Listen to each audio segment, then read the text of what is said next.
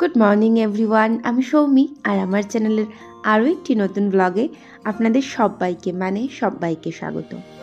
আজকে ঘুম থেকে উঠে সোজা আমি ছাদে চলে এসেছি, তার আগে কোনো কাজ করিনি নিচে।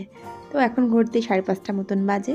তো গাছে জল দিয়ে নিই, আর আজকে দেখছি আকাশটা মেঘলা। সত্যি বলছি, একদম মন থেকে আমি খুব খুশি হচ্ছি আকাশটা মেঘলা দেখে। শুধু আমি নয়, আমার মতন বহু মানুষ ভীষণ খুশি হচ্ছেন, কারণ বিশেষ করে দক্ষিণবঙ্গের মানুষজন, কারণ উত্তরবঙ্গে তো বৃষ্টি হয়েই চলেছে, আর আমাদের এখানে বৃষ্টি হতে নেই এরকম একটা ব্যাপার। গত 3-4 দিন আগে অবধিও ছিল, তবে গত 3-4 দিন একটু একটু করে হলেও বৃষ্টি হচ্ছে, যেটা ভালো লাগছে। তো সকালবেলা উঠে দেখলাম আকাশটা মেঘলা, তো বেশ ভালোই লাগলো সেই জন্য। তো কদিন আগে এত রোদ উঠছিল, আর সহ্য হচ্ছিল না আমার একদম। তো কী আর করা যায়, রোদের মতন উঠবে, বৃষ্টির মতন পড়বে। আমার চাওয়ায় কিচ্ছু এই পৃথিবীর এদিক থেকে ওদিক হবে না। আমরা যত যার খারাপ চাই, যার ভালো চাই, কিছুই হবে না। যা হবে শুধুমাত্র ওনার ইচ্ছায়, অর্থাৎ ঈশ্বরের ইচ্ছাতেই সমস্ত কিছু হবে। ওনার ইচ্ছা ছাড়া আমার মতে এই পৃথিবীতে একটা পাতাও একদিক থেকে আর এক দিক যায় না। উনি যেটা চাইবেন শুধুমাত্র সেটাই হবে। যাই হোক, তো নিচে নেমে আমি ঝাড়পুর দিয়ে নিলাম, সমস্ত কাজকর্ম কমপ্লিট করে ফেললাম, আর এরপর আমি একটু ফ্রেশ হয়ে নেবো। সত্যি কথা বলতে আমি আজকে স্নান টান করে এসে শুয়ে পড়েছিলাম, জাস্ট জামাটা পরে শুয়ে পড়েছি, কিছু করিনি। কারণ আজকে আমি একটু এক্সট্রা কাজ করি, যেমন পাপোশগুলো ভীষণ নোংরা হয়েছিল, সেগুলো একটুখানি কেচেছি। তার মধ্যে কলপার বাথরুম পরিষ্কার করেছি, হাতটা খুব ব্যথা করছিল, আমি শটাম শুয়ে পড়েছি এসে। তো তারপরে আমি একটু ফ্রেশ হয়ে নিলাম, একটু সানস্ক্রিন, একটু যা মাখার থাকে সকালবেলা মেনলি সানস্ক্রিন মেখে নিলাম। তবে পেটটা যে কুড়মুড় করছে, ভাল লাগছে না আমার। তবে চা খাবার তাই ইচ্ছা নেই। একটুখানি রান্নাঘরে এলাম, ভাবলাম একটুখানি কফি বা চা কিছু খাবো, কিন্তু আর ভাল লাগছিল না। তারপর বের করলাম 2 বিস্কুট, বলে 2 না 4টে বিস্কুট বের করে একটু শান্তিতে খেয়ে নিলাম। তো আবার ভাবছি কী করবো, এখন তো কিছু কাজ নেই, চলো একটুখানি গল্প বই পড়া যাক। প্রথমে আমি শুয়ে একটুখানি ফোন ঘাঁটছিলাম, তারপর মনে পড়লো যে না, আর ফোন ঘাঁটবো না, একটু গল্প বই পড়ি। আর অনেকটা বেলা হয়ে গিয়েছিলো, আজকে কাজ যেহেতু অনেকটা বেশি ছিল, তাই আমার আর ভালো লাগছিল না সমস্ত কাজকর্ম করে। যে প্রথমে বললাম একটু শুয়েছিলাম বেশ অনেকক্ষণ, তারপর এলাম রান্নাঘরে। এবার মনে হচ্ছে না, অনেকটা বেলা গেছে, টুকটুক করে তো অনেক কাজ আছে। তো এই ঘরে শুয়ে বিছনাটাই আবার আগোছালো করে ফেলেছিলাম, সেই বিছানাটাকে আবার সুন্দর করে গুছিয়ে দিই, নাহলে বাবু এসে বলবে মামা আপনি কী করছিলেন বিছানা পরিষ্কার করেননি। আমি মনে ভালো করে, জ্ঞানের ভাণ্ডার, তোর কথা আর বলিস না, তুই চেপে যা। যাই হোক, এবার আমি বিছানাটা পরিষ্কার পরিচ্ছন্ন করে দিলাম, দিয়ে আমি এবারে ভাবছি যে যাই রান্নাঘরে যে কী কাজ আছে এগুলো কমপ্লিট করি। যেমন আজকে ভেবেছিলাম ব্রেকফাস্টে আমি একটুখানি আলু ভাজা আর একটুখানি গোলা রুটি করব।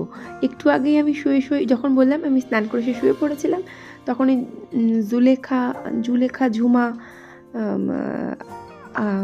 আরব এমিরেটসে থাকে মনে হয় ও, তো ওখানে ও দেখছিলাম গোলা রুটি করছে। তো ওর দেখেই না আমার মনের মধ্যে হচ্ছিল আজকে গোলা রুটি করবো।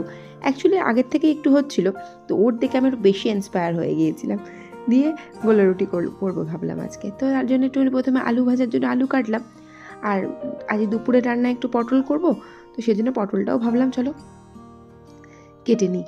তো পটলটা না, একটা জিনিস আমি লক্ষ্য করেছি, ফ্রিজে থাকলে না পিল অফ করতে একটু অসুবিধা হয়।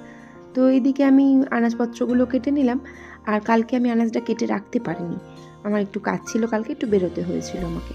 তো এরপরে আমি করলাম কি, আলু ভাজাটা বসিয়ে দিলাম। তো আলু ভাজাটা সুন্দর করে ভেজে নিতে হবে, আমার বাবুয়ের আবার কম ভাজলে পোষায় না, কড়কড়ে করে ভাজতে হবে, কিন্তু খাবে তো সেইও পরে, ওর তো কড়কড়ে থাকবে না। তো এইদিকে আমি গোলা রুটিগুলো এক এক করে সব করে নিচ্ছি। আর আমি তমাল কটা খাবে জানি না, তবে আমি একটার বেশি খাবো না। আর আজকে না গোলা রুটিতে আমি ময়দা কম, আটা একটু বেশি দিয়েছি। বেশ কদিন যাবত আমার শরীরটা যেহেতু ভালো যাচ্ছে না, তো সেই জন্য একটু খাবারটা ভেবেছি রেস্ট্রিকশনে রাখবো। তো দেখি যতটা পারি, শরীরটা সত্যিই ভালো যাচ্ছে না বেশ কদিন ধরে। তো যাই হোক, এদিকে আমি এক এক করে গোলা রুটিগুলো সব কমপ্লিট করে ফেলছি, আর বাবুয়েরও ঘুম থেকে যেহেতু উঠে পড়েছে, ওরও পেয়ে গেছে বেশ খিদে। তো সেজন্য আমি করবো কি, ওকে খাবারটা আগে দিয়ে দেবো, আমি এটা করতে ওকে ওরটা দিয়ে দেবো। তারপর ভাবলাম যে না, আগে টোটালটা কমপ্লিট করে নিই, তারপরে দেবো। মাত্রই তো উঠেছে একটু আগে ঘুম থেকে, ওক্ষুনি খিদে পেতে পারে না তো ফার্স্ট। তো ওকে একটু আলু ভাজা আর মানে গোলা রুটিটা সত্যি কথা বলতে আমি শুধুই খেয়ে ফেলতে পারি, কিন্তু বাবুই যেহেতু নিজে খুব একটা পছন্দ করে না, মানে ওর একটু কিছু চাই, সেই জন্য ওর জন্যই একটু মেনলি আলু ভাজাটা করা। আর এই যে শুরু হয়ে গেল, হাতটা ধোয়নি আমি তো, মানে এখন দেখছি তখন দেখিনি, এখানেই কোনো রকমে হাতটা ধুয়ে নিল। মানে আবার বললি না, যদি বলি যে বাবা এরম করিস না, বলবে না না মামা, উই আর ইন্ডিয়ানস, আমাদের ইমিউনিটি পাওয়ার ভীষণ বেশি। তো বাবুই বসে গেল ওর খাবারটা নিয়ে, আর এদিকে আমি ভাবলাম চলো ওকে খাবারটা দিয়ে দিই, আর দিয়ে আমার বড় ঘরটা একটু গোছানোর আছে, তো বড় ঘরে আমি সোজা চলে আসবো, বড় ঘরটা পরিষ্কার পরিচ্ছন্ন করে নেবো। ঘর পরিষ্কার বলতে বিছানাটুকু ঝাড়াঝুড়ি করা, আর এদিক ওদিক মানে ড্রেসিং টেবিল ওই ওয়ার্ড্রোবটার উপরে এদিক ওদিক সব ঝেড়ে ঝুড়ে দেওয়া। আর তার সাথে না আজকে কিছু জামা কাপড়ও আছে, এই জামা কাপড়গুলো আমাকে সুন্দর করে পাট করে ওয়ার্ড্রোবটার মধ্যে আমি ঢুকিয়ে দেবো। তো আপাতত বিছানাটা তুলে নিই, আর তারপরে আমি জামা কাপড়গুলো সব এক এক করে সুন্দর করে গুছিয়ে, ওই যে বললাম সব জিনিসগুলো একেবারে একটা একটা করে ওয়ার্ড্রোবে তুলব। আর আমার ব্যাড হ্যাবিট হচ্ছে তমালের যে স্যান্ডো গেঞ্জি টেঞ্জিগুলো থাকে সেগুলো বাবুয়ের দিকে, আর বাবুয়েরগুলো তমালের দিকে, বা দুটো একদিকে, এই সমস্ত করে বেড়াই আমি। বাব্বাটা হেব্বি রেগে যায় আমার ওপরে। তো এরপর আমি সোজা চলে এলাম রান্নাঘরে, আর এসেই দেখছি মনে পড়েছে আমার অনেক বাসন মাজতে হবে। তো প্রথমে এরম বাসন মাজতে শুরু করবো ভাবছি, তো তারপরে দেখি যে মা ভিম লিকুইডটা গেছে ফুরিয়ে। তো আমাকে বলেছিলাম আনতে, আর সত্যি কথা বলতে একটা ভিতরে আছে, কিন্তু ইচ্ছা করে আমি বার করিনি, ওটা বার করলেই তো আমার আরও 2 দিন দেরি করে দেবে আনতে। তারপর ওই যে একখানা এমনি বার সাবান ছিল, ওটা দিয়েই আমি বাসন টাসনগুলো মেজে নিলাম। আর ওই সাবানটা না আমি কড়া মাজার কাজে ইউজ করি, না হলে এই ভিম লিকুইড দিয়ে আমি কড়াটা মাজতে পারি না। আর এই করতে করতে এসে গেছিলো জোর বৃষ্টি।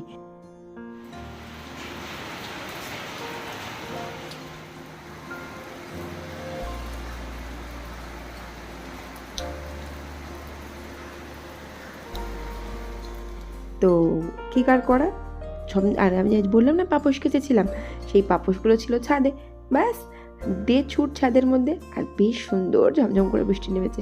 সত্যি বলতে আমার হেব্বি মজা হচ্ছিল। তো এরপর নিচে নেবে মাছ ফাছগুলো সব ধুয়ে ফেললাম, লবণ হলুদও মাখিয়ে নিয়েছিলাম, কিন্তু আমি হয়ে পড়েছিলাম ভীষণ ক্লান্ত, আর মনটার মধ্যে হচ্ছিলো কি জানি কেন খুঁতখুত করছিল মনটা। আর অলওয়েজ আমি মিষ্টি খেলে আমার মন ভালো হয়ে যায়। তো ফ্রিজে ছিল আদর্শর মিষ্টি, আমাদের রানাঘাটে আছে না আদর্শ হিন্দু হোটেল, তো ওদেরই একটা মিষ্টির দোকানে নতুন ব্রাঞ্চ করেছে, নতুন নয় তাও বছর 5-7 তো হতেই গেল। তো ওদের দোকানে মিষ্টিগুলো সত্যিই খুব সুন্দর, আর রসগোল্লাটা ভীষণ ভালো লাগে। তো আমি ভাবলাম চলো একটা রসগোল্লা গরম করে খাওয়া যায়, আর খুব গরম ছিল ওই জন্য হু হা করছিলাম। তো রসগোল্লাটা খাওয়ার পরে মাছগুলো আমি গুছিয়ে তুলে দিলাম ফ্রিজের মধ্যে, আর এদিকে বসিয়ে দিলাম রান্না। ওই যে তখন বললাম রান্নার মধ্যে আজকে করবো আমি পটল আলুর তরকারি, আর হচ্ছে গিয়ে তমাল এনেছিল 2 রকমের মাছ, এক হচ্ছে বাচ্চা মাছ নিয়ে এসেছিলো, যেটা আমি ধনেপাতা দিয়ে আলু দিয়ে একটা ঝোল মতন করব, আর কাতলা মাছ নিয়ে এসেছিলো না রুই মাছ কী জানি, যাই হোক ওই মাছটা আমি পেঁয়াজ রসুন আদা সব দিয়ে করব। তো এইদিকে পটল আলুর তরকারিটা হয়ে গেল, আর আমি একটু ঘি আর গরম মশলা দিয়ে নামিয়ে নিলাম, আর এরপরে আমি ডালটাও বসিয়ে দিলাম। আর একদিকে মাছটা কিন্তু আগেই হয়ে গিয়েছিল। তো ডালটা, আর আমার মটর ডাল একটু পাতলা পছন্দ করে, সেজন্য একটু ভালো করে জল টল ঢেলে আমি মটর ডালটাও বসিয়ে দিয়েছিলাম। আর একদিকে হয়ে গেল আমার ভাতটা কমপ্লিট, কিন্তু দুঃখের বিষয় একদিকে ডাল আর মাছটা যখন বসিয়েছিলাম তখন না আমার গ্যাস চলে গিয়েছিলো, আর বাবুইকে বলতে এসেছিলাম যে বাবুই চল আমাকে একটুখানি সিলিন্ডারটা নামিয়ে দে, ওটা তো সিঁড়ির ওখানে থাকে। আর এসে দেখি এই দৌড়াত্ম করছে আমার ঘরের মধ্যে, ওই যে কাঁচের ওই যে ছবিগুলো আছে, আমার তো কি ভয় লাগছিলো, এই বুঝি গেল যদি যেত পিঠটাও ভেঙে দিতাম আমিও। তো এরপর আমি ওকে বললাম যে একটুখানি দে বাবা, তো ওটাকে সেট করে দিচ্ছিলো, আর জামা প্যান্টটা কি লেগে গেছে ওই জন্য মনটাও খুঁতখুত করছিল। তো এদিকে আমি গ্যাসটা আরেকবার জ্বালিয়ে দিলাম, ডালটাতেও ফুট ধরে গেছে, আর এদিকে মাছটাও আমার গ্যাসে ফুটে। তো রান্নাবান্না কিন্তু আমার টোটাল কমপ্লিট। তো আমার আজকে বাজারে গিয়েছিল, তো এত আনাজ টানাজ এত না অল্প করেই নিয়ে এসছে, যা আনাজ এনেছে সেগুলোকে তোমাকে ধুয়ে মুছে শুকনো করে আমি ফ্রিজে তুলে দিই। তো ধোয়া মোছা শুকনো করা হয়ে গিয়েছে, সেগুলোকে আমি এবার গুছিয়ে আস্তে আস্তে করে ফ্রিজের মধ্যে তুলে দেবো, আর এক এক করে সব ফ্রিজে তুলে দেবো। আর তো কাজকর্ম আমার টোটাল তাহলে হয়েই গেছে। এবার আমি ওই ফ্রিজের মধ্যে এগুলো তুলে দিলেই আমার এবেলার মতন কাজটা কমপ্লিট হবে। আর ওবেলা যা যা কাজ থাকবে, যেমন রুটি করা, তরকারি করতে লাগবে না, কারণ পটল আলুর তরকারি অনেকটাই আছে, যদিও বা বাবুই খাবে না, ও হয়তো ডিম দিয়ে খেয়ে নেবে। তো সব কাজকর্মগুলো আপাতত কমপ্লিট হলো। দেখুন ঘরদোরটাও কিন্তু আমি একেবারে ঝকঝকে করে ফেলেছি, কোনো আর সমস্যা নেই, ভালোই লাগছে দেখতে। কাজ করবার সময় পুরো আগোছালো হয়ে যাচ্ছে, তাই অবস্থা হয়ে যায়। তো এখানে তরকারিগুলো খাবার দাবারগুলো রেখে দিয়েছি। আর 2 রকম মাছ করেছি বলে না আমার যেন মনে হয় ঘরের মধ্যে একটা কেমন গন্ধ ছাড়ে, বিশেষ করে এরকম বৃষ্টি টিষ্টি হলে।